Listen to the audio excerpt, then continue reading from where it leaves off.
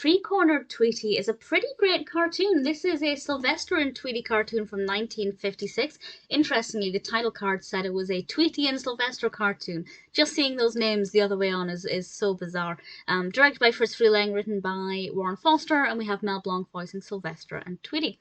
And it's actually narrated by Tweety, which I thought worked really well. We have a lot of voiceover with Tweety narrating what he's doing on screen, and it actually has this great range of locations, city locations, out in the country, different kinds of locations and backdrops that I hadn't expected. And I don't want to go into too much detail about them because I don't want to give it all away, but it really does cover quite a wide breadth of area. And that means that we have a lot of different things to look at, different weathers to look at, different color palettes as it kind of goes from kind of bright white to a bit more color.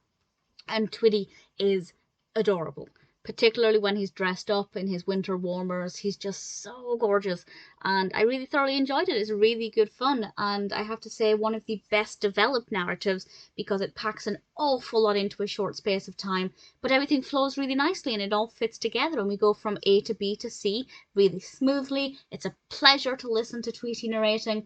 I don't think I'd love it if every Sylvester and Tweety was narrated by Tweety, but as an occasional or a one-off, I actually thought it was pretty good and it worked quite well, and I rather enjoyed it. Well animated, great pacing, great mix of backdrops, great narration.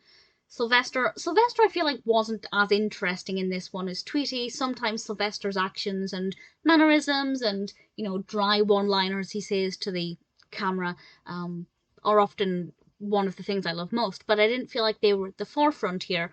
But that's not a problem. What we got was still pretty wonderful. I thought Three-Cornered Tweety was really fabulous and unquestionably one that I recommend.